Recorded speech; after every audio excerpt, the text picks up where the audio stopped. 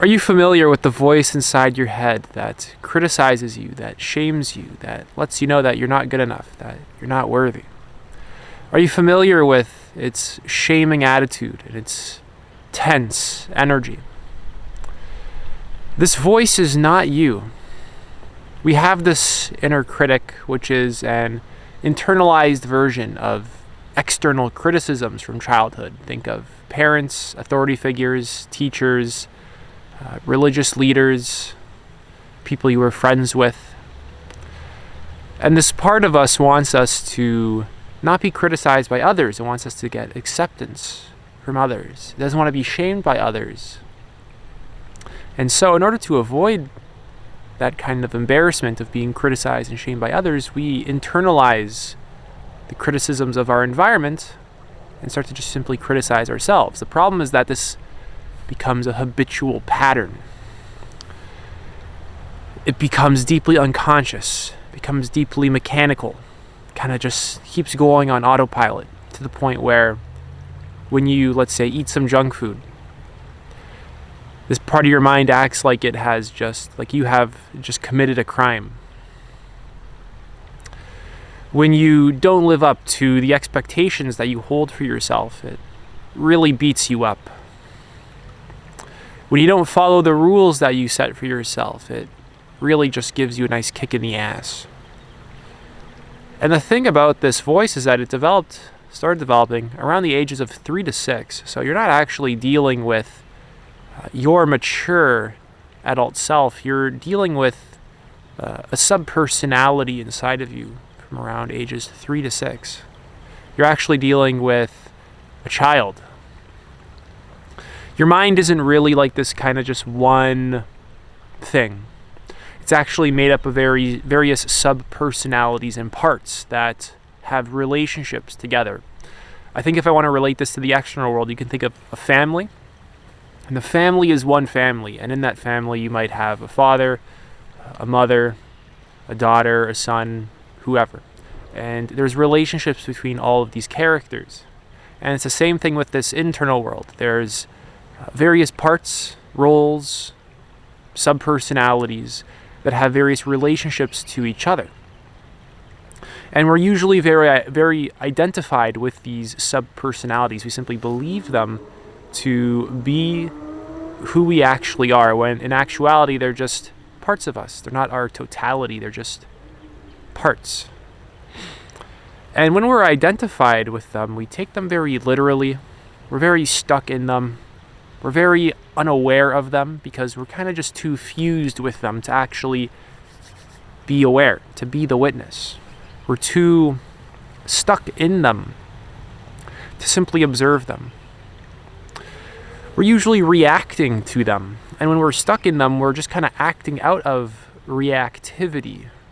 There's not much room for awareness or to question or to let go a little bit, to just ease up a little bit. Instead, we find ourselves just kind of stuck in the patterns that our parts have put us in for self-defensive purposes, for survival purposes. And these parts have good intentions, your subpersonalities, right? You want to keep yourself safe, right? Your brain's wired for survival. You care deeply about your survival, the avoidance of pain, and all this kind of stuff. But the way that these parts of you manifest in your life often simply backfires. The things that they do, although with good intentions, they have harmed you. Their self-sabotaging behaviors, their avoidance patterns, their coping mechanisms, their addictions, ways to just avoid pain that needs to actually be addressed and looked at and learned from and healed and come into contact with rather than pushed away. And if you start to look closely at yourself, you'll actually recognize that all these kinds of inner characters that you have, various parts, subpersonalities, right, like a rule maker, a critic, an achiever, an inner child, someone who might be quite helpless and afraid, an afraid little baby inside of you, you'll find that they all have relationships and not all of them get along very well, and they cause a lot of just inner conflict. And you'll find that there's no one coming to fix this for you. There's nothing outside of you that's going to just make this go away. There's helpful resources like this video, books, exercises, and coaches and therapists and counselors and all sorts of stuff. But there's no one who's going to be able to go into your own subjective experience and learn how to create harmony inside of you other than yourself. There's guides, there's a lot of people who can actually kind of help you with that and guide you. But at the end of the day, it's you that has to be able to have the courage to face yourself rather than avoid yourself and distract yourself until you die. Right? What kind of life do you want to live here? Do you want to just avoid yourself and distract yourself out of fear until you die?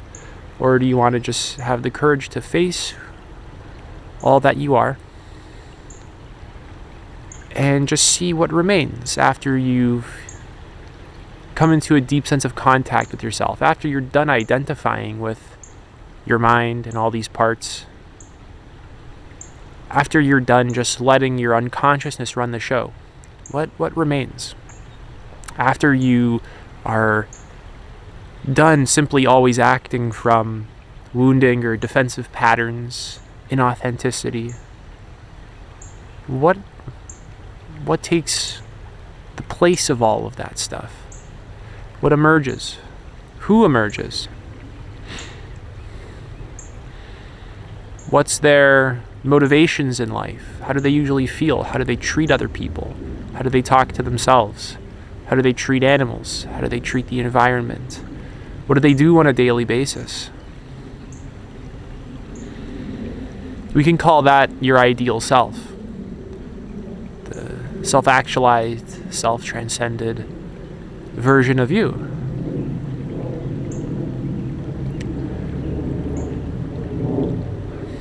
This is a tricky subject because the second you realize that you're being controlled by a lot of just unconsciousness inside of you, it can start to feel hopeless. It can start to feel like there's no way out. Because you're seeing the depth of the problem that you're in. You're beginning to see the depth of the problem that you're in.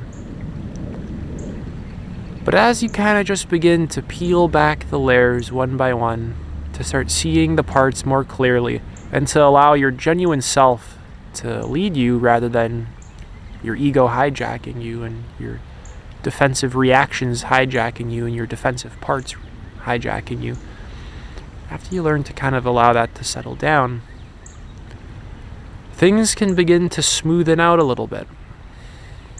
You start to just feel connected to life. You feel the flow of life. You naturally start to feel present. It's just easy to feel present. And it's preferred over distractions and numbing.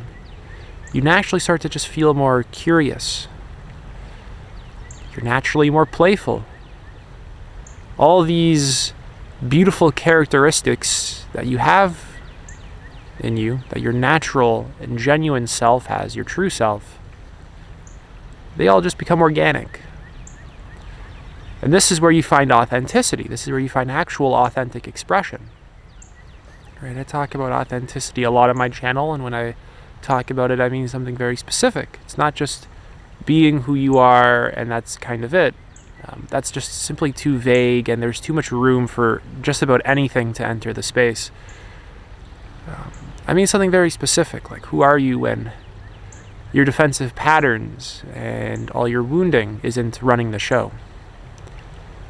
Who are you when you're open to life? Who are you when you're attuned to yourself and your own needs and you're not neglecting yourself? Who are you when you're able to let go of control? When you're able to trust? Who are you when you're letting go of black and white thinking? Very rigid thinking. Who's that? Who are you when you're present? When you're courageous? When you're attuned to this experience right now? When you're not avoiding yourself? When I talk about authenticity, again, I'm meaning something very specific. This work isn't really for people who don't care about the deepest truths of their experience. This kind of work that I do here on my channel is really just for the people who care about the deepest truths of their experience. That's who this is for. And the people who are interested in taking action on that. The people who genuinely want to do that because they see the value of it, because they're wise enough to see the value of it.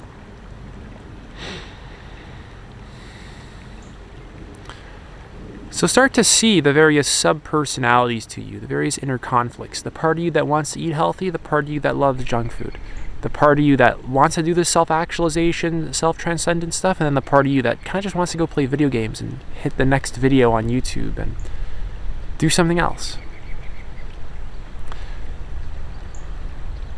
What's motivating these parts? What happens when you're able to heal the parts of their burdens? The parts of you that just want to avoid yourself. What happens when you begin to heal them of all the burdens that they carry? Spoiler alert, I'll tell you, they open back up. You feel more connected to yourself. You feel more vital and full of energy. You're able to see reality more clearly instead of being stuck in projections. You're able to be more self-aware in a more open and graceful and compassionate way, in a way where you just feel more at ease.